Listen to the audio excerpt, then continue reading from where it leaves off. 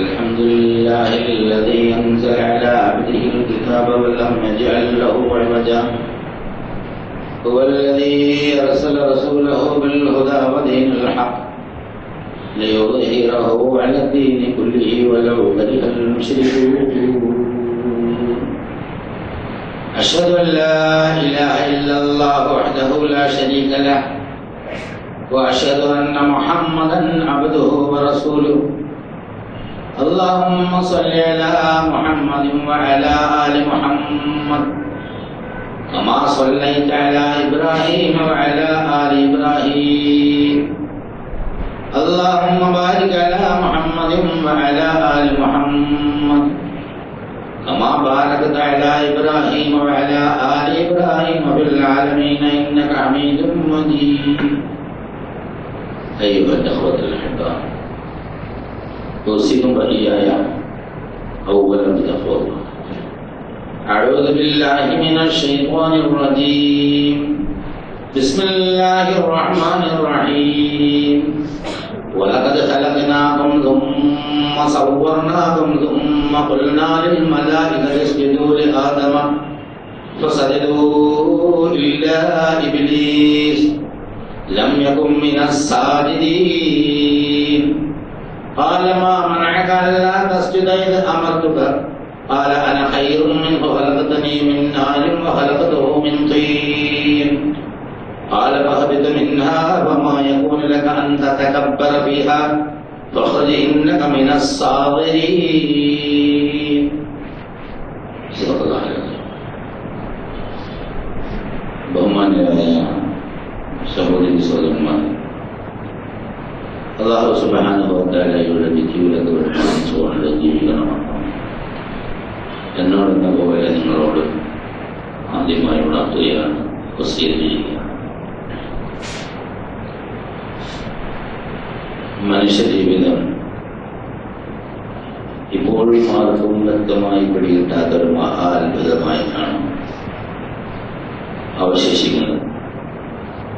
ചിന്തിക്കുന്നവന് ചിന്തിക്കുന്നതോടും അത്ഭുതം കൂടിക്കൂടെ, ചിന്തിക്കാത്തവനൊരു പ്രശ്നമില്ല.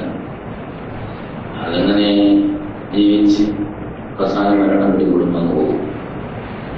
അതേസമയം ചിന്തിച്ച് നോക്കുന്ന മനുഷ്യരെ സംബന്ധിച്ചിടത്തോളം ഇതൊരു വലിയ അത്ഭുതമാണ്. ഈ നമ്മൾ ജീവിക്കുന്ന ഒരു ചുറ്റുപാട് ഒന്ന് വിശാലമായി പറഞ്ഞാൽ പ്രപഞ്ചം, ഭൂമിയും അതുപോലെ സൗരയൂഥങ്ങളും നക്ഷത്രങ്ങളും ഗാലക്സികളും ചേർന്ന പ്രപഞ്ചം, അത് എപ്പോഴാണ് ഉണ്ടായത്, എങ്ങനെയാണ് ഉണ്ടായത് എന്ന് പറഞ്ഞാൽ പ്രപഞ്ചോൽപത്തി എങ്ങനെ സംഭവിച്ചു, അതുപോലെ മനുഷ്യൻ എങ്ങനെയാണ് ഉണ്ടായത്, എപ്പോഴാണ് എന്നതിനെ സംബന്ധിച്ചുള്ള പഠനം വളരെ പഴക്കമുള്ള സംഗതി. ഒരുപാട് നൂറ്റാണ്ടുകളല്ല, സഹസ്രാബ്ദങ്ങളായി മനുഷ്യൻ പഠിച്ചുകൊണ്ടേയിരിക്കുന്നു. വിജ്ഞാനം ഒരുപാട് വികസിക്കുകയും ശാസ്ത്ര സാങ്കേതിക വിദ്യകൾ ഒരുപാട് വികാസം പ്രാപിക്കുകയും ചെയ്ത ഏറ്റവും ആധുനികമായ കാലഘട്ടത്തിൽ പോലും പ്രപഞ്ചോൽപത്തി എങ്ങനെ ഉണ്ടായി എന്ന് കൃത്യമായി പറയാൻ ഇതുവരെ ആർക്കും സാധിച്ചിട്ടില്ല. മനുഷ്യൻ എങ്ങനെയാണ് ഭൂമിയിൽ എത്തിയത് എന്ന് കൃത്യമായി പറയാൻ ആധുനിക ശാസ്ത്രത്തിന്റെ ആളുകൾക്ക് സാധിച്ചിട്ടില്ല എന്നുള്ളത് സത്യമാണ്. ഒരുപാട് തത്വശാസ്ത്ര സിദ്ധാന്തങ്ങൾ, തിയറീസ് പ്രപഞ്ചോൽപത്തിയെ കുറിച്ചുണ്ട്. അതിൽ പരക്കെ അംഗീകരിക്കപ്പെടുന്ന ഒരു സംഗതിയാണ് മഹാവിസ്ഫോടന സിദ്ധാന്തം, ബിഗ് ബാങ് തിയറി എന്നൊക്കെ പറയും. ഒരു ഹുതുബയിൽ ഇപ്പോൾ ഇതൊക്കെ പറയേണ്ടതുണ്ടോ എന്ന് പലപ്പോഴും ചിന്തിച്ചിരിക്കും. പക്ഷെ അല്ലാഹു വളരെ ഗൗരവമായി കാര്യമായി പഠിപ്പിക്കുന്ന ചില സംഗതികളെ പെട്ടതാണ്. ഇതൊക്കെ പഠിക്കുകയും മനസ്സിലാക്കുകയും കൈകാര്യം ചെയ്യുമ്പോഴേ ഒരു ജനതയെ മുന്നിൽ നിന്ന് നയിക്കാൻ പറ്റും. കാരണം കാരണം വിജ്ഞാനം അതിൻ്റെ ഏറ്റവും ഉത്തമമായ നിലയിൽ, ഏറ്റവും ഉന്നതമായ നിലയിൽ സത്യവിശ്വാസികളുടെ കൈവശമുണ്ടാവണം എന്നത് നിർബന്ധമാണ്. പക്ഷേ ഓരോ നൂറ്റാണ്ടുകളായി നമ്മൾ കൈവിട്ട് കളഞ്ഞു. വിജ്ഞാനത്തിൻ്റെ ആ സുപ്രീമസി, മേധാവിത്വം ഈ സമുദായത്തിന് നഷ്ടപ്പെട്ടിട്ട് ഒരുപാട് നൂറ്റാണ്ടുകളായി. ആഗോള രാഷ്ട്രീയത്തിൻ്റെ മേധാവിത്വം നഷ്ടപ്പെട്ടപ്പോൾ, ഇന്റർനാഷണൽ മോണിറ്ററി ഫണ്ടിൻ്റെ മേധാവിത്വം നഷ്ടപ്പെട്ടപ്പോൾ, വൈജ്ഞാനിക മേഖലയിലെ മുന്നേറ്റവും നമുക്ക് നഷ്ടപ്പെട്ടു എന്നുള്ളതാണ്. യൂറോപ്യൻ റിനൈസൻസിൻ്റെയും റിഫർമേഷൻ്റെയും ഒക്കെ അടിത്തറ പാകിയത് യഥാർത്ഥത്തിൽ അറബ് സ്കൂളുകളിൽ നിന്ന് പഠിച്ചുണ്ടാക്കിയതാണ് എന്ന് സത്യസന്ധരായ യൂറോപ്യൻ ചരിത്രകാരന്മാർ എഴുതി കൊടുക്കുന്നു.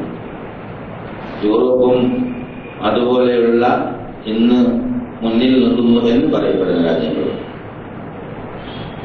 ശരിക്കും അജ്ഞരായിച്ച് ലോകത്തെക്കുറിച്ച് പോലും ഒന്നും അറിയാതിരുന്ന് നടന്നിരുന്ന ഒരു കാലഘട്ടത്തിൽ അറബ് ലോകത്ത് ജനറ്റിക് എഞ്ചിനീയറിംഗും വിൻഡ്മില്ലും അതുപോലെ കാർഷിക മേഖലയിലുള്ള അഭിവൃദ്ധിയെ സംബന്ധിച്ചുള്ള ഗവേഷണ പഠനങ്ങളും നടന്നിരുന്നതാണ്. ഇതൊക്കെ സാധ്യമായത് പ്രവാചകൻ സല്ലല്ലാഹു അലൈഹി വസല്ലം ഓതിക്കൊടുത്ത ഖുർആനിലൂടെ ആളുകൾ ആഴത്തിലിറങ്ങിയതിന്റെ അടിസ്ഥാനത്തിലാണ്. നബി സല്ലല്ലാഹു അലൈഹി വസല്ലമയുടെ കാലം കഴിഞ്ഞു, ഖുലഫാഉർ റാഷിദീങ്ങളുടെ കാലം, അതിനുശേഷം വന്ന എല്ലാ ഭരണാധികാരികളും ഇതിന് വളരെ പ്രാമുഖ്യം കൊടുക്കുകയും വിജ്ഞാനത്തിൻ്റെ വിവിധ ശാഖകളെ വളർത്തുകയും ചെയ്തു എന്ന് നമുക്ക് കാണാൻ കഴിയും. റസൂലിൻ്റെ കാലഘട്ടത്തിൽ സദാചാര വൈയക്തിക നിയമങ്ങൾക്കും അതുപോലെ ഭരണപരമായ സംഗതികൾക്കും പ്രാധാന്യം കൊടുത്തപ്പോൾ അതിന് തൊട്ടടുത്ത് വന്ന ആളുകൾ പിന്നെ ഈ പ്രകൃതി പഠനത്തിനും അതുപോലെ കാർഷിക വ്യാവസായിക മേഖലയിലുള്ള മനുഷ്യന്റെ പുരോഗതിക്ക് ആവശ്യമായ പഠനത്തിനും അത് ഖുർആനിൽ ഊന്നി നിന്നുകൊണ്ട് തന്നെ അവർ നടത്തിയിരുന്നതാണ്. അതിൻ്റെ അടിസ്ഥാനത്തിലാണ് ബസറയും കൂഫയും സിറിയ ദമാസ്കസും ബഗ്ദാദും പിന്നെ സ്പെയിനും സിസിലിയും കൊർദോവയും അസ്ഹറും നിബദാനും ഒക്കെ ഉണ്ടായത്. അത് കഴിഞ്ഞ് നൂറ്റാണ്ടുകൾ കഴിഞ്ഞ ശേഷമാണ്, എത്രയോ നൂറ്റാണ്ടുകൾ, 8 9 നൂറ്റാണ്ടുകൾ കഴിഞ്ഞാണ് ഓക്സ്ഫോർഡും കേംബ്രിഡ്ജും ബെർക്ക്ലിയും ഒക്കെ ഈ ലോകത്തിൻ്റെ വിദ്യാഭ്യാസ മേഖലയിൽ വരുന്നത് എന്നുള്ളതാണ്. അപ്പോൾ വിജ്ഞാനം സത്യവിശ്വാസിയുടെ കളഞ്ഞുപോയ മുതലാണ്. അതെവിടെ കിട്ടിയാലും എടുക്കണം എന്ന് റസൂലുള്ളാഹി സ്വല്ലല്ലാഹു അലൈഹി വസല്ലം പറഞ്ഞു. അപ്പോൾ വിജ്ഞാനം എന്ന് പറഞ്ഞാൽ ഏറ്റവും ടോപ്പിൽ തന്നെ ഉണ്ടാവും, ഏറ്റവും ഉന്നതിയിൽ തന്നെ ഉണ്ടാവും. അങ്ങനെ ഉണ്ടായെങ്കിലേ ജനതയെ നയിക്കാൻ പറ്റും, അങ്ങനെ ഉണ്ടായാലേ നന്മ കൽപ്പിക്കാൻ പറ്റും. അല്ലെങ്കിൽ റാൺമൂളുകളും ഏഴാകൂലികളുമായി ഇങ്ങനെ പിന്നാമ്പുറങ്ങളിൽ പിന്നോക്ക വിഭാഗമാണ് സർട്ടിഫിക്കറ്റ് വാങ്ങി ജീവിക്കുന്ന ഒരു ജനതയായി അങ്ങനെ കഴിഞ്ഞുകൂടേണ്ടി വരും. അങ്ങനെ ഉണ്ടാവാനല്ല അല്ലാഹു സുബ്ഹാനഹു വ തആല സത്യവിശ്വാസികളെ പഠിപ്പിക്കുന്നതും സത്യവിശ്വാസികളെ നിയോഗിച്ചതും. വജഅൽനാ ലിൽ മുത്തഖീന ഇമാമ, സൂക്ഷ്മശാലികളായ മനുഷ്യന്മാരുടെ നേതാക്കളായി തരണേ തമ്പുരാനെ എന്ന് പ്രാർത്ഥിക്കണം. വിശ്വാസിയെ സംബന്ധിച്ചിടത്തോളം അവന്റെ ജീവിതത്തിലും വിജ്ഞാനത്തിലും അവന്റെ ഇടപാടുകൾക്ക് അഭിമാനപദമുണ്ടാകും. അവന് മുഫ്ലിഹാണ്, അതായത് വിജ്ഞാനി ഒരു വിശ്വാസിയായി സുരക്ഷിതമാണ്, അതിന് മുഫ്ലിഹായിരിക്കും, വിജയിയായിരിക്കും. ഉലായിക ഹുമുൽ മുഫ്ലിഹൂൻ, അവരാണ് യഥാർത്ഥത്തിൽ ദുനിയാവിലും ആഖിറത്തിലും വിജയിക്കുന്നത്. അപ്പൊ അതിനു വേണ്ടി പാകപ്പെടുത്തുന്ന മനസ്സുകളെ വളരെ ആഴത്തിൽ തന്നെ അല്ലാഹു സുബ്ഹാനഹു വ തആല പഠിപ്പിക്കുന്നുണ്ട്. ഈ പ്രപഞ്ചത്തെ നാം ഇങ്ങനെ വികസിപ്പിച്ചുകൊണ്ടിരിക്കുകയാണ്, നിങ്ങളൊന്ന് ചിന്തിച്ചു പോകുന്നത്. അപ്പോൾ എക്സ്പാൻഷൻ ഓഫ് ദി യൂണിവേഴ്സ് എന്ന് പറയുന്ന ഒരു വലിയ ടോപ്പിക് അല്ലാഹു സുബ്ഹാനഹു വ തആല അത് അറബിയിൽ പറഞ്ഞു, നമ്മളിപ്പോൾ ഇംഗ്ലീഷ് പറയുന്നു, ഇനി മലയാളത്തിൽ പ്രപഞ്ചത്തിന്റെ വികാസം എന്ന് പറഞ്ഞിട്ടുണ്ടാകാറുള്ളത്. അപ്പൊ എങ്ങനെയാണ് യഥാർത്ഥത്തിൽ പ്രപഞ്ചം ഈ രൂപത്തിൽ ആയി വന്നത് എന്നതിനെ സംബന്ധിച്ച് ബിഗ് ബാങ് തിയറിയോ അല്ലെങ്കിൽ ഓസിലേറ്റിംഗ് എന്ന് പറയുന്ന തിയറിയും സ്റ്റഡി സ്റ്റേറ്റ് തിയറി എന്ന് പറയുന്ന തിയറിയുണ്ട്. അങ്ങനെ 10ഓളം സിദ്ധാന്തങ്ങൾ ആധുനിക ലോകത്ത് ഇങ്ങനെ തലവണ്ണം ചർച്ച ചെയ്യുന്നത്. അതൊക്കെ ഹൈപ്പോത്തിസിസ് ആയിട്ട് തെളിയിക്കപ്പെടാത്ത ഹൈപ്പോത്തിസിസ് ആയിട്ട് നടക്കുന്നു അല്ലെങ്കിൽ പോകുന്നു എന്നുള്ളതേ ഉള്ളൂ. കുറെ അനുമാനങ്ങളല്ലാതെ മറ്റൊന്നുമില്ല. ഒരു വിസ്ഫോടനം ഉണ്ടാകുന്നതിന് എനർജി ആവശ്യമാണെന്നല്ലാതെ ഈ എനർജി എവിടെ നിന്നുണ്ടായതാണ്, എവിടെയാണ് ഈ എനർജി നിലനിന്നത് എന്ന് ചോദിച്ചാൽ അതോടുകൂടി ശാസ്ത്രം അതിൻ്റെ എല്ലാ ആയുധങ്ങൾ വെച്ച് കീഴടങ്ങുന്നതാണ് നമുക്ക് കാണാൻ സാധിക്കുന്നത്. അപ്പൊ ഇതൊക്കെ നമ്മൾ വായിക്കണം, പഠിക്കണം. പള്ളിയിൽ പോയി കുത്തുപോകണമെങ്കിൽ മിനിമം ഒരു MFil എങ്കിലും വേണം എന്ന് പറഞ്ഞ് തമാശ പറയുന്നതിന് പകരം ഇതൊക്കെ ഒന്ന് പഠിക്കാൻ നോക്കുക എന്നുള്ളതാണ്. പഠിച്ചു മനസ്സിലാക്കി ഇതൊക്കെ നമ്മുടെ സ്വത്താണ്, നമ്മുടെ കൈവശം അല്ലാഹു തന്നതാണ്, ഇത് കൈവിട്ടു പോയതാണ്, അത് നമുക്കൊന്ന് സ്വായത്തമാക്കണം എന്ന ഒരു മനോഭാവമാണ് സത്യവിശ്വാസികൾക്ക് വേണ്ടത്. അവിടെ പല സംഗതികൾ ഇംഗ്ലീഷും പറയുകയാണെങ്കിൽ അറബിയും പറയും, പിന്നെ മനുഷ്യന് പഠിച്ചാൽ പൊട്ടാത്ത വാക്കുകൾ ഉപയോഗിക്കും, അതുകൊണ്ട് അങ്ങോട്ട് പോണ്ട എന്ന് വിചാരിക്കുന്നതിന് പകരം യഥാർത്ഥത്തിൽ വേണ്ടത് ഇയാൾ പറയുന്നത് എന്തെങ്കിലും കാര്യമുണ്ടോ, ഖുർആൻ ഇതൊക്കെ പറഞ്ഞിട്ടുണ്ടോ, ശരി തന്നെയാണോ എന്നൊന്ന് അന്വേഷിച്ച് നോക്കാനൊരു മനസ്സുണ്ടായാൽ അല്ലാഹു സുബ്ഹാനഹു വ തആല വിജ്ഞാനത്തിന്റെ വാതിൽ തുറന്നിരിക്കും. റസൂലുള്ളാഹി സ്വല്ലല്ലാഹു അലൈഹി വസല്ലമയുടെ ഒരു സദസ്സ്, അവിടെ 3 ആളിങ്ങനെ കടന്നു വരും. അപ്പൊ റസൂൽ ഇങ്ങനെ ക്ലാസ് എടുക്കുക എന്ന് പറഞ്ഞാൽ കാര്യങ്ങളൊക്കെ പറഞ്ഞോളൂ, പള്ളിയിലിരിക്കുക. അപ്പൊ ആദ്യത്തെ ആള് വന്ന് ഇങ്ങനെ നോക്കി, അവിടെ സദസ്സിങ്ങനെ നടന്നുകൊണ്ടിരിക്കുന്നതിന്റെ ഇടയിലാണ് വരുന്നത്. ആദ്യത്തെ ആളിങ്ങനെ വന്ന് നോക്കിയപ്പോൾ കുറേ നമുക്ക് ചെറിയൊരു സ്ഥലമുണ്ട്. അയാൾ വന്ന് എൻ്റെ അടുത്ത് നിന്നപ്പോൾ മറ്റുള്ളവർ സ്ഥലം പോയി, അയാൾ അവിടെ കയറിയിരുന്നു. രണ്ടാമത്തെ ആൾ വന്നപ്പോൾ കുറച്ച് കഴിഞ്ഞൊരാൾ വന്നു, സദസ്സിൽ ഒരു സ്ഥലം കാണില്ല, അയാൾ കുറേ അപ്പുറത്തേക്ക് മാറി അതിന്റെ പുറത്ത് ഇരുന്നു. മൂന്നാമത്തെ ആൾ വന്നപ്പോൾ അവിടെ റസൂൽഭർത്തനയോടെ എന്തൊക്കെ സംസാരിക്കുന്നുണ്ട്, കാര്യങ്ങളൊക്കെ പറഞ്ഞിടുന്നുണ്ട്. മൂപ്പര് അവിടെ സ്ഥലമില്ല, പുറത്തിരിക്കാൻ ഇഷ്ടമില്ല, അയാളാണ്ട് പോയി. അപ്പൊ റസൂല് ഇതെല്ലാം കാണുന്നുണ്ട്. അത് കഴിഞ്ഞ ശേഷം ഇതൊക്കെ സംഭാഷണം കഴിഞ്ഞ ശേഷം സഹാബകളോട് പറഞ്ഞു, ആ 3 ആളുടെ ഉദാഹരണം ഞാൻ നിങ്ങൾക്ക് പറഞ്ഞു തരട്ടെ. ഒരാള് അല്ലാഹുവിലേക്ക് കടന്നു വന്നു, അവനവിടെ ചെറിയ ഇടം കണ്ടു, അവൻ അവിടെ ഇടിച്ചു കയറിയിരുന്നു. അല്ലാഹു അവന് വിശാലമി കൊടുത്തു, അവനിലേക്ക് അങ്ങനെ സ്വീകരിച്ചു. അവന്റെ ഹൃദയം വിജ്ഞാനത്തിനടി തുറന്നു കൊടുക്കുകയും ചെയ്തു. അവന് റഹ്മത്തിന്റെ മല കൊണ്ട് അഭിവാദ്യം നൽകിയിരിക്കുന്നു. മറ്റയാൾ കുറച്ച് മടിച്ചു പിന്നിൽ നിന്നു. അല്ലാഹു സുബ്ഹാനഹു വ തആല അതുകൊണ്ട് അവനൊരു 2ാം സ്ഥാനം. അവൻ ഇങ്ങോട്ട് നോക്കുമ്പോ ഞാൻ അങ്ങോട്ട് നോക്കാം എന്നുള്ള ഒരു സ്ഥിതി. മറ്റവൻ അള്ളാഹുവിനെ അവഗണിച്ചു, ഞാൻ അള്ളാഹുവിനെ അവഗണിച്ചു. ഇന്ന് മനസ്സിലാക്കണം, വളരെ ഗൗരവമുള്ള സ്ഥിതി. എന്നാണ് അല്ലാഹു സുബ്ഹാനഹു വ തആല പറഞ്ഞത് എന്ന് റസൂലുള്ളാഹി സ്വല്ലല്ലാഹു അലൈഹി വസല്ലം പറയാം. എന്റെ അടിമ എന്നെ കുറിച്ച് ചിന്തിക്കും പോലെ ആയിരിക്കും ഞാൻ. അവനെ ഞാൻ രക്ഷിക്കും, അവന് ഞാൻ വിജ്ഞാനം കൊടുക്കും, അവനെ ഞാൻ സഹായിക്കും, അവനെ ഞാൻ എപ്പോഴും സ്നേഹിക്കും എന്നൊക്കെയാണ് അവൻ ആശിക്കുന്നെങ്കിൽ തീർച്ചയായും നാം അങ്ങനെ തന്നെ ചെയ്യും. അവന്റെ മനസ്സ് അങ്ങനെ കൊടുക്കും എന്ന് അല്ലാഹു സുബ്ഹാനഹു വ തആല. ഒരു ചാണങ്ങോട്ട് അടുത്ത് വന്നാൽ ഒരു മുഴ കൊണ്ടെടുക്കും, ഒരു മുഴ അങ്ങോട്ടെടുത്താൽ ഒരു വാര കൊണ്ടെടുക്കും. അള്ളാഹുവിന്റെ അടുത്തേക്ക് ആരെങ്കിലും നടന്നു ചെന്നാൽ അള്ളാഹു അവന്റെ അടിമയുടെ അടുത്തേക്ക് ഓടിച്ചെല്ലും. അള്ളാഹു തന്നെ 2 കാലുകൊണ്ട് ഓടി വരുമെന്നല്ല പറഞ്ഞെന്നത് മനസ്സിലാവും. അതായത് നമ്മളും അള്ളാഹുവുമായുള്ള സാമീപ്യം അതവിടെ വൈജ്ഞാനിക മേഖലയിലൂടെയാണ്, ബോധത്തിലൂടെയാണ് ആ സാമീപ്യം തരുന്നത്. നമുക്ക് കുറച്ച് തടി നന്നാക്കി തരിക, കുറച്ച് വിഭവങ്ങൾ തരാല്ല. നമ്മുടെ ബോധമണ്ഡലത്തിൽ അല്ലാഹു സുബ്ഹാനഹു വ തആലയെ സംബന്ധിച്ച് ശരിയായ നിലയിലുള്ള ഒരു ബോധം ഉണ്ടാവും. ഓരോ സംഗതി ചെയ്യുമ്പോഴും അങ്ങനെ അവൻ നോക്കുമ്പോൾ അള്ളാഹുവിന്റെ കണ്ണിലൂടെ നോക്കുക. അവൻ എടുക്കുമ്പോൾ അള്ളാഹുവിന്റെ കൈയാണ് എടുക്കുക, അവന്റെ കൈയല്ല എന്ന് വ്യക്തമായ ഹദീസുണ്ട്. അവൻ അള്ളാഹു എന്ന് പറഞ്ഞിട്ടില്ല, അള്ളാഹ് പറ്റൂല. നമുക്ക് അള്ളാഹ് പറ്റൂല എന്നുള്ള എല്ലാവർക്കും അറിയേണ്ട ഒരു സംഗതിയാണ്. പിന്നെ അതിൽ കിടന്ന് തർക്കിക്കേണ്ട ആവശ്യമില്ല. അതായത് നമ്മുടെ നടക്കുന്ന കാല് അള്ളാഹുവിന്റെ കാലുകളാവും പറഞ്ഞാൽ അള്ളാഹു തൃപ്തിപ്പെട്ട വഴിയിലൂടെ എന്ന് പറഞ്ഞാൽ വിഷമങ്ങളും പ്രയാസങ്ങളും ഒക്കെ ഉണ്ടായാൽ പോലും അതിനെ സുഗമമായി തരണം ചെയ്യാനുള്ള തന്റെ ഇടവും ശക്തിയും ആർജവും ഊർജവും ഒക്കെ അല്ലാഹു സുബ്ഹാനഹു വ തആല നൽകും. പക്ഷെ അതിന് അള്ളാഹുവിനെ കുറിച്ചൊന്ന് മനസ്സിലാക്കണം, നമ്മുടെ പ്രപഞ്ചത്തെ കുറിച്ച് മനസ്സിലാക്കണം, ജീവിതത്തെ കുറിച്ച് മനസ്സിലാക്കണം. അപ്പോഴേ നമ്മുടെ റോള് ശരിക്കും മനസ്സിലാക്കാൻ സാധിക്കുള്ളൂ. മനുഷ്യന്മാർ അള്ളാഹുവിനെ വിട്ടുകൊണ്ട് എത്ര പഠിക്കാൻ പോയാലും യാഥാർത്ഥ്യം ബോധ്യമാവില്ല എന്നതിന്റെ തെളിവാണ് ബിഗിനിങ് ഓഫ് ദ യൂണിവേഴ്സ്. പ്രപഞ്ചോൽപത്തിയെ സംബന്ധിച്ച് ഇതുവരെ ശാസ്ത്രം പഠിച്ചിട്ട് ഇപ്പോ 15 കൊല്ലം കഴിയുമ്പോൾ മറ്റോ പറഞ്ഞ് തെറ്റാണെന്ന് അവൻ പറയും. മറ്റേ ന്യൂട്ടൺ പറഞ്ഞിട്ട് ഐൻസ്റ്റൈൻ വരുമ്പോൾ അത് ശരിയല്ല എന്ന് പറയും. ഐൻസ്റ്റൈൻ പറഞ്ഞാൽ ക്വാണ്ടം ഫിസിക്സ് ആണ് പറയും, അത് തെറ്റാണെന്ന് പറയും. ഇവ എല്ലാം തെറ്റാണെന്ന് പറഞ്ഞ് വേറെ ഇട്ടു. അപ്പോ യാഥാർത്ഥ്യത്തിലേക്ക് ചെല്ലാൻ മനസ്സിന് കഴിയും. മനുഷ്യ മനസ്സിന് പടച്ചത് അള്ളയാണെന്ന് അംഗീകരിക്കാത്തതുകൊണ്ടായി പ്രശ്നം. അതായത് അവിടെ ഞാൻ തന്നെയാണ് ഇതിന്റെ ആള് എന്നുള്ളൊരു തോന്നൽ, അഹംബോധം, അഹംഭാവം. അങ്ങനെ ഒരു ചങ്ങാതി ഉണ്ടായിരുന്ന അഹംഭാവം, അവനെ കുറിച്ചുള്ള ഒരു ചെറിയ 1-2 സംഗതികളും കഥകളുമാണ് ഇന്ന് യഥാർത്ഥ സൂറത്തുൽ അഹ്റാഫിൽ നിങ്ങളെ ആദ്യം വായിച്ച് കേൾപ്പിച്ചാൽ. അതായത് അഹംഭാവം ഉണ്ടാവുക, അഹംബോധം ഉണ്ടാവുക, അഹങ്കാരമായി മാറുക. അത് നമുക്ക് എല്ലാവർക്കും അറിയാം ആരാണെന്നുള്ളത്. നമ്മളിപ്പോഴും കൂടെ കൊണ്ടുനടക്കുന്ന നമ്മൾ വിടാത്തൊരു കൂട്ടുകാരനാണെന്ന് നമുക്ക് പലപ്പോഴും അറിയാം. കാരണം എന്താ, അള്ളാഹു തആല നമ്മളെ അടിച്ചേൽപ്പിക്കുന്നില്ല.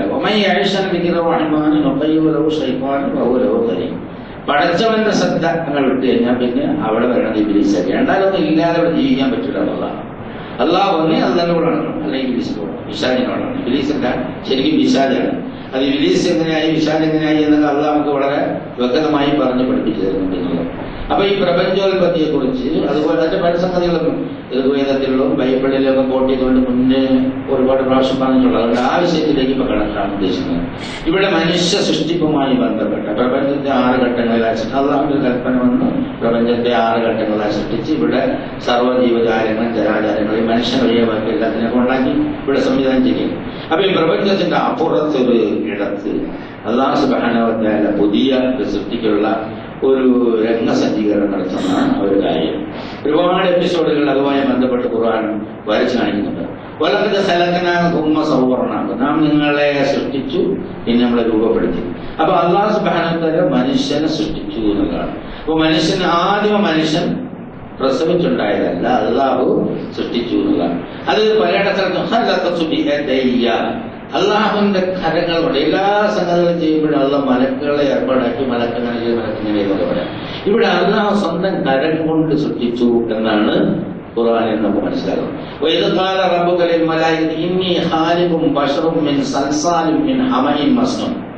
കറുത്ത മുട്ടിയാൽ ശബ്ദം കേൾക്കുന്ന ചളിയുള്ള മണ്ണ്, തീൻ സൽസാൽ എന്ന് പറഞ്ഞാൽ പശ്മയുള്ള മണ്ണ്. അത് ഉണങ്ങിയാൽ അത് നമ്മൾ കലൊക്കെ ഉണ്ടാക്കുന്നല്ലേ, കലൊക്കെ ഉണ്ടാക്കുന്ന അത് കലത്തിന് മുട്ടിയ ശബ്ദം കേൾക്കും. അതേപോലെ ഇത് ഉണങ്ങിയാൽ ശബ്ദം കേൾക്കും. അപ്പൊ ആ ഭൂമിയിൽ ആ മണ്ണാണ് അല്ലാഹു സുബ്ഹാനഹു വ തആല. നല്ല രസകരമായ ചില കഥകളുണ്ട്. എല്ലാത്തിനും സോഴ്സ് ചോദിച്ചാൽ ബുദ്ധിമുട്ട് പോകും. ചിലതൊക്കെ ഇസ്രായേലി കഥകൾ നമ്മളെ തഫ്സീറുകളിൽ എഴുതി വെച്ചതാണ്. ഒരു കഥ നമ്മൾ കേൾക്കുമ്പോൾ അത് നമ്മളെ അഖീദയ്ക്ക്, അതായത് തൗഹീദിന് വിരുദ്ധമല്ലെങ്കിൽ അത് അങ്ങനെ തള്ളിക്കളയണമെന്നില്ല. ഏത് കഥയോ ഹദീസോ എന്തോ കേട്ടാലും അത് തൗഹീദിന് വിരുദ്ധമാണ് എങ്കിൽ എടുക്കാൻ പറ്റില്ല. അല്ലാത്തതാണെങ്കിൽ നമുക്ക് പരിശോധിച്ചു നോക്കി പഠിച്ചു നോക്കി പഠനത്തിന് ഉപയോഗിക്കുകയൊക്കെ ചെയ്യാം. അല്ലാഹു സുബ്ഹാനഹു വ തആല ഇതൊരു ചർച്ച ആക്കണം. അതിനു മുമ്പ് ഒരുപാട് സംഗതികൾ ഭൂമിയിലും ഈ പ്രപഞ്ചത്തിലൊക്കെ നടന്നതായിട്ട് ഹദീസുകളിൽ നിന്നും, പ്രത്യേകിച്ച് ബിദായ വ നിഹായ എന്ന ഇബ്നു കസീറിന്റെ പ്രസക്ത ഗ്രന്ഥമുണ്ട്. അത് നമുക്ക് മനസ്സിലാക്കാൻ സാധിക്കും. ഭൂമിയിൽ ഇന്നുകളെ പാർപ്പിച്ചിരുന്നു, കുഴപ്പമുണ്ടാക്കിയെന്നും അവിടെ രക്തച്ചൊരിച്ചിലുണ്ടാക്കിയെന്നും ആകാശത്തിന് സൈന്യത്തോട്ടെന്നും അസാസീൽ എന്ന് പറയുന്ന ഒരു വ്യക്തിയായിരുന്നു അതിന്റെ നേതാവെന്നും, ഈ അസാസീലിനെ പിന്നെ തിരിച്ച് മുകളിലോട്ട് വിളിച്ചിട്ട് സ്വർഗം കാക്കുന്ന വിഭാഗത്തിലാക്കി അൽ ജാൻ ജിന്ന് വിഭാഗം എന്ന് പറയുന്നത്. എന്നൊരു പ്രയോഗമുണ്ട് ഖുർആനിൽ. അതായത് ഇബ്ലീസ് ജിന്ന് വർഗത്തിൽപ്പെട്ടതാണെന്ന്. അപ്പൊ അവിടെ നമ്മൾ അറിയപ്പെടുന്ന ആ മലക്ക് ജിന്ന് മനുഷ്യൻ, ആ ജിന്നല്ല, മലക്കുകളിൽ തന്നെ ജാൻ എന്ന് പറയുന്ന ഒരു വിഭാഗം ഉണ്ടായിരുന്നു, സ്വർഗ്ഗം കാക്കുന്ന. അതൊക്കെ ഒരുപാട് തഫ്സീറുകളിൽ ഇങ്ങനെ പറയും. നമ്മൾ ആ കൺഫ്യൂഷൻ ഉണ്ടാക്കാൻ അല്ല ഉദ്ദേശിക്കുന്നു. ഇവിടെ അല്ലാഹു സുബ്ഹാനഹു വ തആല തീരുമാനിക്കുകയാണ് മനുഷ്യനുണ്ടാക്കാൻ പോകുന്നത്. അപ്പോ പശ്ചിമയിലുള്ള മണ്ണ് വേണം. അതെടുക്കാൻ വേണ്ടി അല്ലാഹു തആല കഥ എങ്ങനെയാണ്, അല്ലാഹു തആല ജിബ്രീലിനോട് പറഞ്ഞു ഭൂമിയിൽ പോയിട്ട് അവിടെ മണ്ണടിച്ചിട്ട് വരാൻ. അപ്പൊ ജിബ്രീൽ വന്ന് ഭൂമിയിൽ നിന്ന് മണ്ണെടുക്കാൻ വേണ്ടി വന്നപ്പോ ഭൂമി പറഞ്ഞാൽ പറ്റില്ല. എന്താ പ്രശ്നം? കാരണം ഈ ചർച്ച ഭൂമിയും കേട്ടിട്ടുണ്ട്. ഭൂമി കേൾക്കുമെന്ന് പറയുമ്പോൾ ബേജാറായി പോകേണ്ടതില്ല. തന്നെ പറഞ്ഞ ഭൂമി അതിന്റെ വർത്തമാനങ്ങൾ പറയും. ഇനി ഒരിക്കലും പറയുമ്പോഴാണ് ഖിയാമത്ത് ഓരോരുത്തരും ഭൂമിയിൽ എവിടെ എന്തൊക്കെ ചെയ്തു കൂട്ടി എന്നതിനെ സംബന്ധിച്ച് ഭൂമി ഇങ്ങനെ പറയുമെന്ന് അള്ളാഹനെ സർട്ടിഫിക്കറ്റ്. അപ്പൊ ഭൂമിക്ക് മലത്തിനോട് സംസാരിക്കാൻ കഴിയുക എന്നുള്ളത് നമ്മളെ സംബന്ധിച്ചിടത്തോളം വലിയ പ്രശ്നമുള്ള കാര്യമല്ല. ഭൂമി പറഞ്ഞെടുക്കാൻ പറ്റില്ല. എന്തേ എടുക്കാൻ പറ്റാത്തത്? ഇവിടെ രക്തച്ചൊരിച്ചിലുണ്ടാക്കുന്ന ചർച്ച ഉണ്ടല്ലോ, എന്റെ മുകളിൽ രക്തച്ചൊരിച്ചിലുണ്ടാക്കണ പാർട്ടിയെ പറ്റില്ല. അപ്പൊ ജിബിലിയിൽ മടങ്ങി പോയി എന്നാണ്. അപ്പൊ അല്ല മീക്കായിലോട് പറഞ്ഞു. അപ്പോ ഇതൊന്നും അല്ലാതെ അറിയാത്തോണ്ടല്ല, അങ്ങനെയാണല്ലോ സംഭവങ്ങൾ അല്ലാഹു തആല വിശദീകരിച്ചു. മീക്കായിൽ വന്നപ്പോ ഇതേ ആവർത്തിച്ച് ഈ മണ്ണെടുക്കാൻ പറ്റണം. അപ്പൊ മീക്കായിൽ തിരിച്ചു. അപ്പൊ പിന്നെ മൂന്നാമത്തെ അസ്രായേൽ ചെന്ന് മണ്ണെടുക്കാൻ പോയപ്പോ ചോദ്യമൊന്നുമില്ല, മണ്ണ് കണ്ട് ചേർക്കാൻ. നീ എന്താ ചെയ്യേണ്ടത്? നിന്റെ മണ്ണെടുക്കണം, മനുഷ്യനെ പഠിക്കാനാണ്. അത് എടുക്കാൻ പറ്റില്ല. നീ ആരെ പറയാൻ? നീയും അല്ലാതെ സൃഷ്ടി, ഞാനും അല്ലാതെ സൃഷ്ടി. അല്ല പറഞ്ഞെടുക്കാം. പിന്നെ നിന്റെ അനുവാദന ആവശ്യമുള്ളത് അസ്രായേൽ എടുത്തുകൊണ്ട് പോയിട്ടാണ്. അപ്പൊ അല്ലാഹു സുബ്ഹാനഹു വ തആല എടുത്ത് വിവരങ്ങൾ നീ ബോധിപ്പിക്കുക. അസ്രായേൽ എന്താ സംഭവിച്ചത്? മറ്റു മലക്കുകളൊക്കെ ഉണ്ട്. അപ്പോ അസ്രായേൽ പറഞ്ഞു ഇങ്ങനെയൊക്കെയാണ്. എന്നാലേ ആ മനുഷ്യനെ സൃഷ്ടിക്കാൻ കാരണഭൂതനായ നിനക്ക് തന്നെ അവന്റെ റോഹ പിടിക്കാനുള്ള ഡ്യൂട്ടിയും നാം ഏൽപ്പിക്കുന്നു എന്ന് അസ്രായേലിന് മലക്ക് മൗത്തിന്റെ ഡ്യൂട്ടി കൊടുത്തതായിട്ട് ആ കഥയിൽ നമുക്ക് മനസ്സിലായി. അതൊരു രംഗം കൊണ്ട് കഴിഞ്ഞിട്ട് അള്ളാഹു സുബ്ഹാനഹു വ തആല ഏതാണ്ട് ഇപ്പൊ നമ്മുടെ ആദം നബിയുടെ നീളവും വീതിയൊക്കെ നമുക്കറിയാം. ഞങ്ങൾ വിശ്വസിക്കൂല, പക്ഷേ വിശ്വസിച്ചില്ലെങ്കിൽ എനിക്ക് പ്രശ്നമൊന്നുമില്ല. 60 അടി നീളവും 7 അടി വീതിയുള്ള ഒരു വലിയ കറുത്ത കളിമണ്ണുണ്ട്. ആലോചിക്കുക, ആ ഒരു രംഗം ഭയങ്കര. 60 അടി നീളം 7 അടി വീതിയുള്ള ഒരു വലിയ രൂപം ഉണ്ടാക്കിയിട്ടുണ്ട്. അള്ളാഹിനെ സംബന്ധിച്ചിടത്തോളം കൈയെടുത്ത് മണ്ണ് കുഴച്ച് ചെയ്തുകൊണ്ടല്ല കുൽ എന്ന് പറഞ്ഞു കഴിഞ്ഞാൽ കൂൽ, അപ്പൊ അതായിത്തീരുന്ന. അപ്പൊ അത് അല്ല പറയുന്നത് നാം നേരിട്ട് ചെയ്തു എന്നുള്ളതാണ്. അതായത് മലക്കളെ പോലെ ഉപയോഗിച്ചാൽ പറയുന്നില്ല, നമ്മുടെ കൈ കൊണ്ട് സൃഷ്ടിച്ചു. അതില് അതവിടെ ഇട്ടിരുന്നു കുറെ കാലം. അതായത് അവിടെ ഇങ്ങനെ ആ വലിയൊരു ബിംബം ഇങ്ങനെ ഉണ്ടാക്കിയിട്ടുണ്ട്. കുറച്ച് കഴിഞ്ഞതിന് ശേഷം എപ്പോഴാണെന്ന് നമുക്കറിയില്ല, സ്ഥലം നമുക്കറിയില്ല, വിശദാംശങ്ങളൊന്നും നമുക്കറിയില്ല. ഈ ഹദീസുകളിൽ നമുക്ക് മനസ്സിലാകുന്നത് കുറച്ച് കഴിഞ്ഞതിന് ശേഷം ജീവൻ കൊടുത്തു. ഇപ്പൊ ജീവൻ കൊടുത്തപ്പോ ഈ മണ്ണ് പറഞ്ഞല്ലേ, മണ്ണിൽ ജീവൻ ഉണ്ടായാലും നമുക്കറിയില്ല. മണ്ണിൽ ജീവൻ ഉണ്ടായപ്പോ ഒരു പ്രത്യേക കോലത്തിലായത്. അതൊരു അനിമൽ എന്നുള്ളത്, ഒരു മൃഗം എന്നുള്ള ഏതാണ്ട് ഒരു കോലത്തിലായി. മണ്ണ് മാറി ജീവനുള്ളൊരു സാധനം. ജീവന് ശേഷം പിന്നെ അതിന് സന്നിവേശിപ്പിച്ചത് നഫ്സ് ഐഡന്റിറ്റി, അതായത് മനുഷ്യന്റെ മനസ്സ് എന്നൊക്കെ പറയാം. അപ്പൊ പൂർണ്ണമായ ഒരു മൃഗത്തിന്റെ സ്വഭാവം നഫ്സുണ്ട് എല്ലാത്തിനും. ഇപ്പൊ ഒരു വലിയൊരു ജന്തുവിനെ ഉണ്ടാക്കി കഴിഞ്ഞാൽ അതിന് ജീവനുണ്ടാവും, നഫ്സ് ഉണ്ടാവും. അതായത് ഹയാത്ത്, നഫ്സ്, ബദന് മൂന്നുണ്ടായി. അപ്പൊ ആ മൂന്നും പൂർത്തിച്ചപ്പോ ആ കളറിന് മാറി. കറുത്ത കളറ് മാറിച്ച് വേറൊരു കളറിലേക്ക് വരിക. അപ്പോ അത് കഴിഞ്ഞ ശേഷം ഖുർആൻ പറയുന്നുണ്ട് വളരെ കൃത്യമായി. അതില് റൂഹുണ്ട്.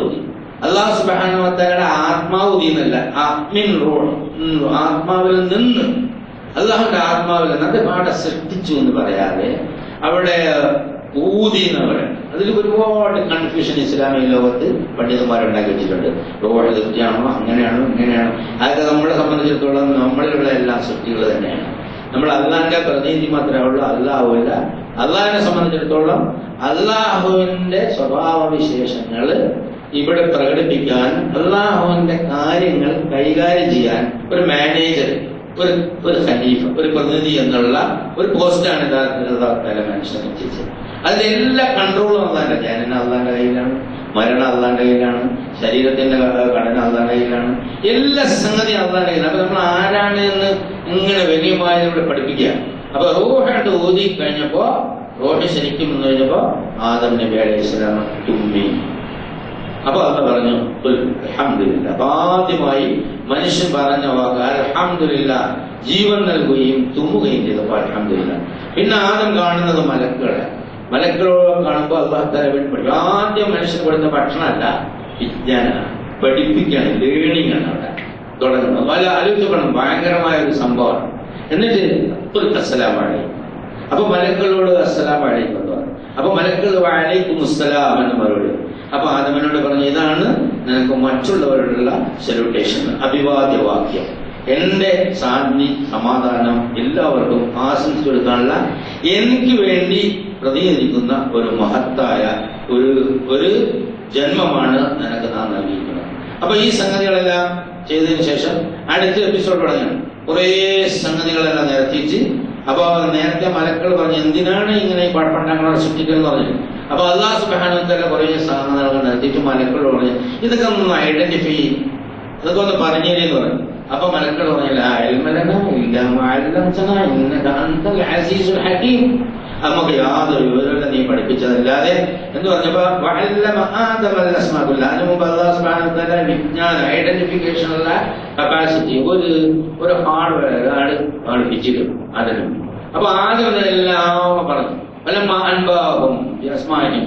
അതെങ്ങനെ എല്ലാം പറഞ്ഞെടുത്തപ്പോ, അതായത് ഈ റൂഹ് ഉള്ള ഈ ജന്തുവിന് അള്ളാഹുവിന്റെ കപ്പാസിറ്റി, അതായത് ജ്ഞാനം എന്നത് അള്ളാഹുവിന്റെ സ്വന്തമാണ്.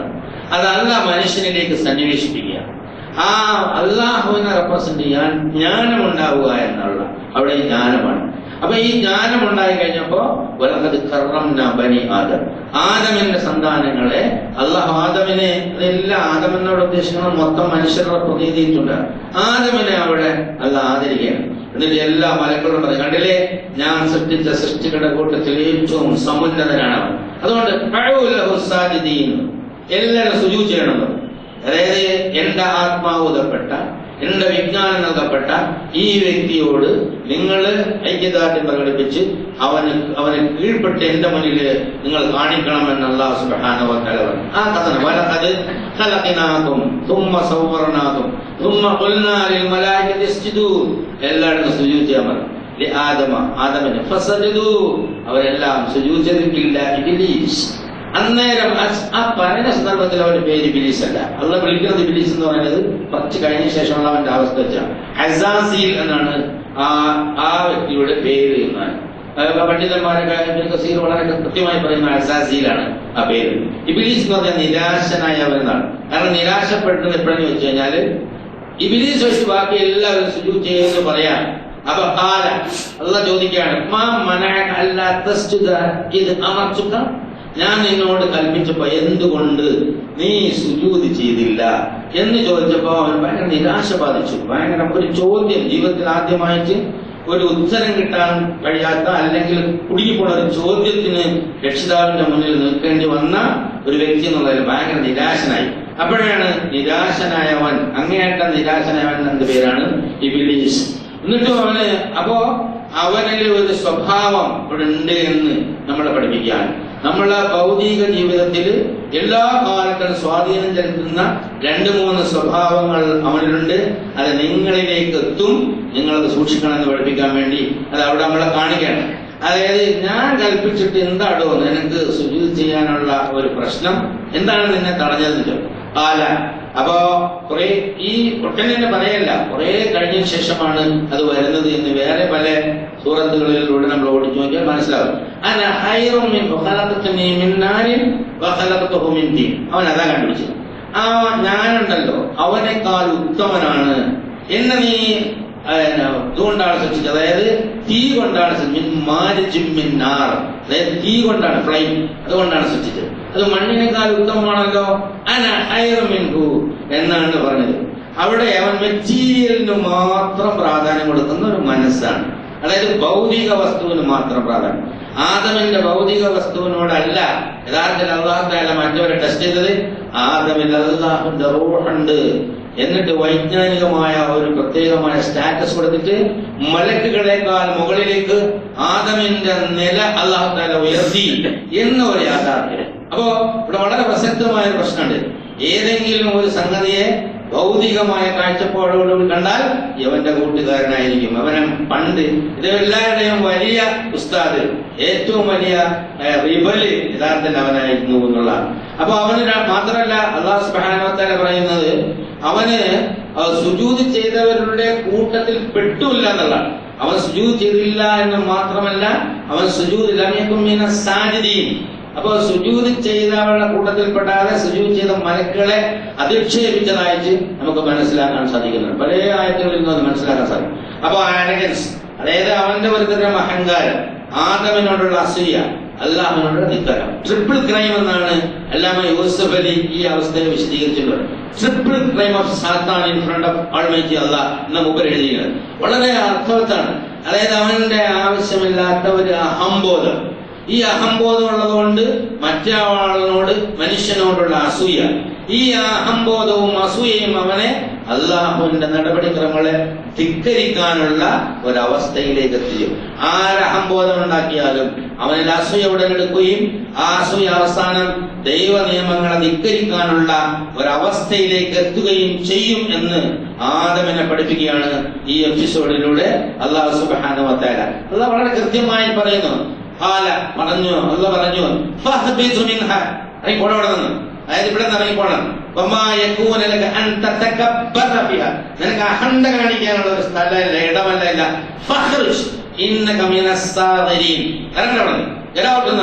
ഇറങ്ങി പോവിടുന്ന്, നീ നിന്നിൽ നിന്ദ്യവനാണ് എന്ന് അല്ലാഹു സുബ്ഹാനഹു വ തആല പറയാം.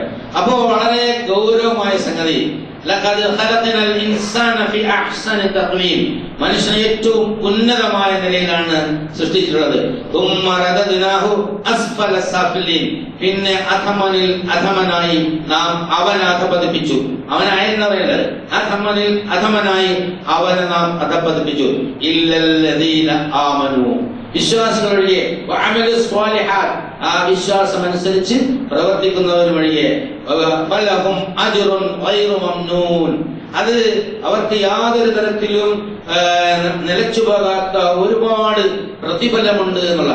അപ്പൊ ഏതെങ്കിലും ഒരു മനുഷ്യൻ സ്വന്തമായില്ലാത്ത ഒന്നിനെ സംബന്ധിച്ച് പറഞ്ഞാൽ ജീവൻ അവന്റേതല്ല, മനസ്സ് അവന്റേതല്ല, ശരീരം അവന്റേതല്ല, എല്ലാം താൽക്കാലികമാണ്. പക്ഷെ അതെന്റേതാണെന്ന ഭാവത്തിൽ അഹംബോധം ഉണ്ടായാൽ ആ അഹംബോധത്തിൽ മറ്റു പലതും കാണാതെ വരുമ്പോ അസൂയയോടെ നിൽക്കും. ഈ അഹംബോധവും അസൂയയും അവസാനം ദൈവധികാരത്തിലേക്ക്, നിഷേധത്തിലേക്ക് മനുഷ്യൻ നയിക്കും. അതുകൊണ്ട് എന്റെ ശ്രദ്ധ വിട്ടുന്നവന് പിശാചായിരിക്കും. അപ്പോഴാണ്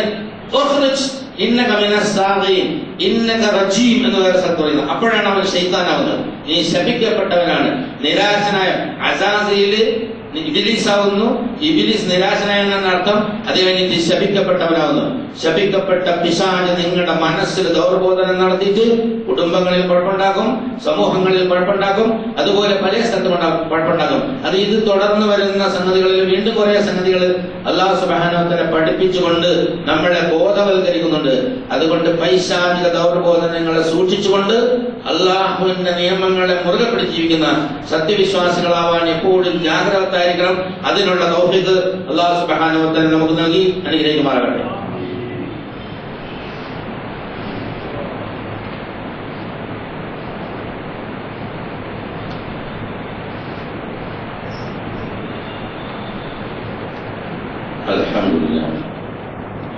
الحمد لله حمدا كثيرا طيبا مباركا ينبغي لجلال وجهه وعظيم سلطانه. سبحانك لا نحصي ثناء كما أثنيت نفسه، لك الحمد حتى ترضى. اللهم صل على محمد وعلى آل محمد كما صليت على إبراهيم وعلى آل إبراهيم في العالمين إنك حميد مجيد. أيها الأخوة الأحبة، ഉസിക്കും ബഖിയായ ധാന്യം ബിത്തഖ്വ. പ്രിയമുള്ള സഹോദരന്മാരെ, ഒരിക്കൽ കൂടി അല്ലാഹു സുബ്ഹാനഹു വ തആലയുടെ വിധിവിലക്കുകൾ മാനിച്ചുകൊണ്ടിരിക്കുന്നു. എന്നോടെന്ന പോലെ നിങ്ങളോട് ഉണർത്തുകയാണ്. വളരെ ആഴത്തിൽ ഗഹനമായി പഠിച്ച് മനസ്സിലാക്കാൻ വേണ്ടി അല്ലാഹു സുബ്ഹാനഹു വ തആല വിവിധ രൂപത്തിൽ ഈ കാര്യങ്ങൾ ഖുർആനിലെ വിവിധ സ്ഥലങ്ങളിൽ പറയുന്നുണ്ട്. ഇതൊന്ന് വായിച്ച് നോക്കിച്ച് അതിൻ്റെ അർത്ഥം മനസ്സിലാക്കിയാൽ പിന്നെ ഓതി പോകുമ്പോൾ അതിനെ സംബന്ധിച്ച് നല്ലൊരു ബോധം. യാതൊരു തരത്തിലും അതിനോട് ശ്രദ്ധിക്കാതെ ഇങ്ങനെ പാരായണം ചെയ്തു പോയാൽ പാരായണത്തിൻ്റെ കൂലി കിട്ടും. പക്ഷെ പ്രവർത്തിക്കാത്തതിൻ്റെ ശിക്ഷകൾ കിട്ടുമോ എന്ന് സംശയപ്പെട്ടുണ്ട്. അവിടെയാണ് പ്രശ്നം. ഖുർആൻ കണ്ടാണോ എല്ലാവരും പറഞ്ഞു ഖുർആൻ കൂലി കിട്ടും. അപ്പൊ ഒരാൾ ഒരു സംഗതി ഓതി അതിൽ അതൊരു സംഗതി പറഞ്ഞു അവൻ ചെയ്തില്ല, എന്തായാലും അങ്ങനെ അത് പറഞ്ഞിട്ടുണ്ടല്ലോ. പറയണത് ചെയ്യാത്തവന് വായന കിട്ടില്ല. അപ്പൊ അവന് കൂലിയക്കാരന് കുഴപ്പമാകും. അവനെ ഖുർആൻ വേണ്ട വെച്ചാൽ കുഴപ്പമില്ല. ആരൊക്കെ ഓരാൻ തീരുമാനിച്ചോ അവനെ ഓതിക്കൊള്ളു. അതായത് ഓരോരുത്തരുടെ ഹിദായത്ത് അല്ലാഹു സുബ്ഹാനഹു വ തആല തീരുമാനിക്കണം. കാരണം അവനെ അത് കഴിയുള്ളൂ. എത്രമാത്രം ആ മനസ്സ് നിഷ്കളങ്കമാണ് എന്ന് അറിയുന്നത് അവനെ അറിവുകയാണ്. എത്രമാത്രം ആ മനസ്സ് രക്ഷപ്പെടണമെന്ന ആശയുള്ളത് ഏറ്റവും നന്നായി അറിയുന്നത് അറിവുകയാണ്. എത്രമാത്രമാണ് അവൻ സ്വർഗത്തെ ആഗ്രഹിക്കുന്നതും നരകത്തെക്കുറിച്ച് വേദാറോടെ വേദനയോടെ ഓർക്കുന്നതെന്നും ഏറ്റവും നന്നായി അറിയുന്നത് മനുഷ്യനേക്കാൾ അറിവുകയാണ്. അതുകൊണ്ട് ഹിദായത്ത് അർഹിക്കുന്ന ഒരാളിനും ഹിദായത്ത് കൊടുക്കാതെ ഈ കാരുണ്യം അവരുടെ പ്രശ്നമല്ല. അപ്പൊ നമുക്ക് വേണ്ടിയത് നിരന്തരമായി അള്ളാഹുവിനോട് ചോദിച്ചുകൊണ്ടിരിക്കുക. കാരണം അള്ളാഹു നമ്മളോട് പറഞ്ഞ അവനും പുറത്ത് ബിലീസിനെ പുറത്താക്കിയപ്പോ ബിലീസ് പറഞ്ഞു നമുക്ക് ഒരുപാട് ചോദ്യം വേണമെങ്കിൽ അവിടെ ചോദിക്കും. പാല നീ നിന്ദിനാണെന്ന് പറഞ്ഞപ്പോ ബിലീസ് റിക്വസ്റ്റ് ചെയ്യണം. അന്നിർണീലായോമി പേസോ, നീ എന്നെ ഇപ്പൊ നശിപ്പിച്ചാൽ വരെ എന്നെ നിലനിർത്തണം. വേണം നമുക്ക് ചോദിക്കുക. അന്നൊക്കെ തട്ടിക്കളഞ്ഞ ഈ പ്രശ്നമുള്ളത് അപ്പൊ അതെങ്ങനെ ചെയ്തതെന്നുള്ള ഒരാളിനൊന്നും ചോദിക്കാൻ പറ്റില്ല. അത് ചോദിച്ചാൽ വികാരമാവുകയും ചെയ്യും. കാരണം ബാക്കിയുള്ള ആയത്തുകളിലൂടെ പറഞ്ഞിരുന്നു. അല്ലാഹു സുബ്ഹാനഹു വ തആല പറഞ്ഞു, ഇന്നക മിനൽ ശരി, നീ ചോദിച്ചനുസരിച്ച് നിനക്ക് നാം അവധി തന്നിരിക്കുന്നു. അപ്പൊ അവൻ പറയണേ, അതൊരു പ്രഖ്യാപനം.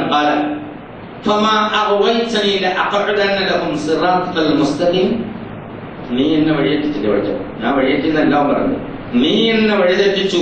എന്റെ കുരുത്തക്കേടുകൊണ്ടാണേ. അങ്ങനെയാണ് സംഭവം ഉണ്ടാവും. വഴിതെറ്റിക്കണ അത് തന്നെ, പക്ഷെ അതിന് അർഹനായിരിക്കണം.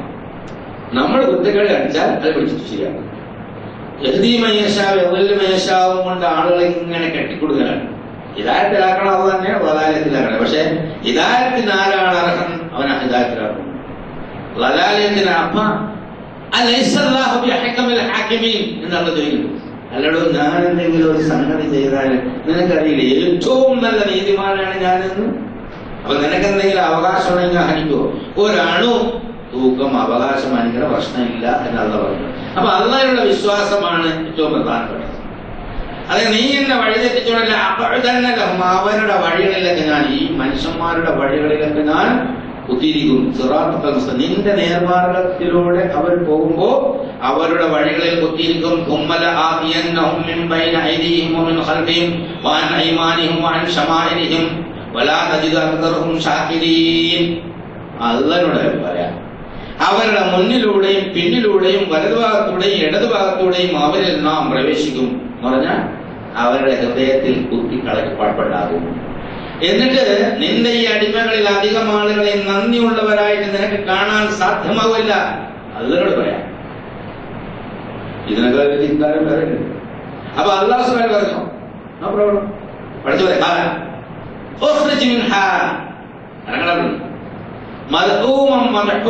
നിന്ദനായി തിരസ്കരിക്കപ്പെട്ടവനായി പുറത്തുപോയിക്കോളും. ലമൻ തബിഅക മിൻകും, നിന്നെ ആരെങ്കിലും പിന്തുടർത്തിയാൽ ലഅംലഅന്ന ജഹന്നമ മിൻകും അജ്മഈൻ, നിന്നെയും നിന്നെ പിൻപറ്റുന്നവരെയും മുഴുവൻ നാം എടുത്ത് നരകത്തിലിടുകയും ചെയ്യും എന്ന് അല്ലാഹു തആല ഡിക്ലെയർ ചെയ്തു. അപ്പൊ ഈ ഒരു സംഭവം ഉണ്ടല്ലോ, ഇത് ഇങ്ങനെയല്ല അല്ല ഇങ്ങനെയാണ് ചെയ്യാൻ തീരുമാനിച്ചത്. അപ്പൊ അത് വിശ്വസിക്കുകയും അത് സ്വീകരിക്കുകയും അതിന് സമർപ്പിക്കുകയും ചെയ്യുന്നവനാണ് മുസ്ലിം. ഇതിന് നമ്മുടേതായ ഇബ്ലീസ് പറയും, അന്ന് എന്നെ പിടിച്ചുകൂടാ, അങ്ങനെ പിടിച്ച് ഞാൻ രക്ഷപ്പെടുക അല്ല, ഞാൻ അങ്ങനെ ആക്കി ഇങ്ങനെ ആക്കി. ഇബ്ലീസ് അവസാനം അവിടെ എന്ന് പറയും, എവനാണ് നമ്മളെ വഴിതെറ്റിച്ചതെന്ന് ഇബ്ലീസിന്റെ ഗണിയിൽപ്പെട്ട ആളുകൾ അതോടെ പറയുമ്പോൾ ഇബ്ലീസ് പറയും, ഞാൻ വഴിതെറ്റിച്ചൊന്നുമില്ല, എനിക്ക് ആരെയും വഴിതെറ്റിക്കാൻ അറിയില്ല എന്ന് നിനക്കറിയില്ലോ പഠിച്ചോനെ. ഞാൻ അവരുടെ ഇങ്ങനെ കാണിച്ചു കൊടുത്തു, അല്ലെങ്കിൽ ഉറമാക്കി ഒരു സ്വയം അതൊക്കെ ഏറ്റുപാടി അവരുടെ ഓരോരുത്തരുടെയും കർമ്മഫലം കിട്ടിയേ പറ്റൂ എന്ന് പറയുന്നു.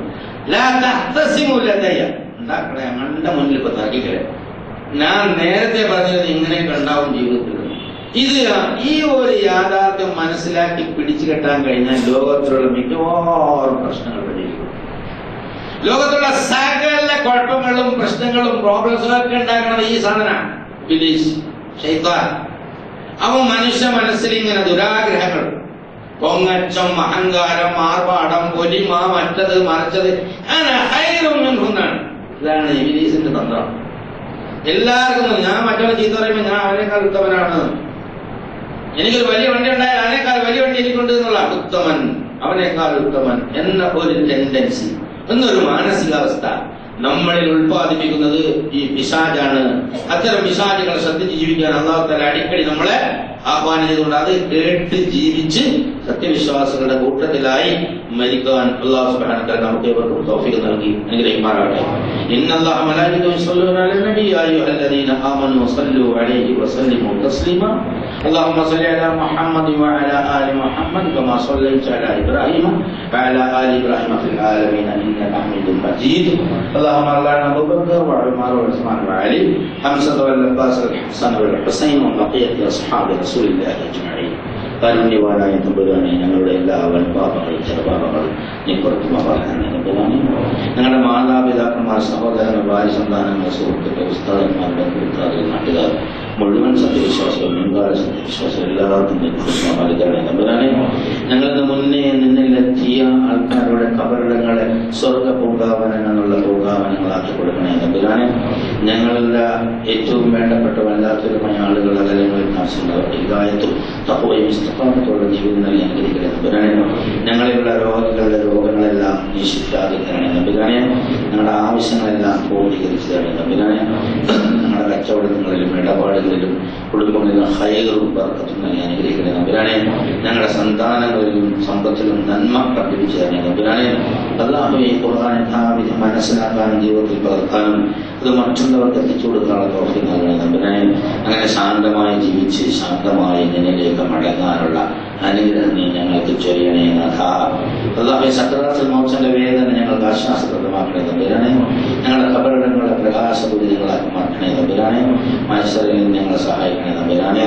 നരകശിക്ഷയിൽ നിങ്ങളെ കാക്കണേ നാഥ. പഠിച്ചവനെ സ്വർഗത്തിൽ ഒരു ദിവസം നിന്റെ യഥാർത്ഥമായി അനുഗ്രഹിക്കണേ തമ്പുരാനെ. എപ്പോഴും പ്രാർത്ഥനാ നിരതമായ ഒരു ജീവിതം നയിക്കാനുള്ള തൗഫീഖ് നൽകണേ നാഥ.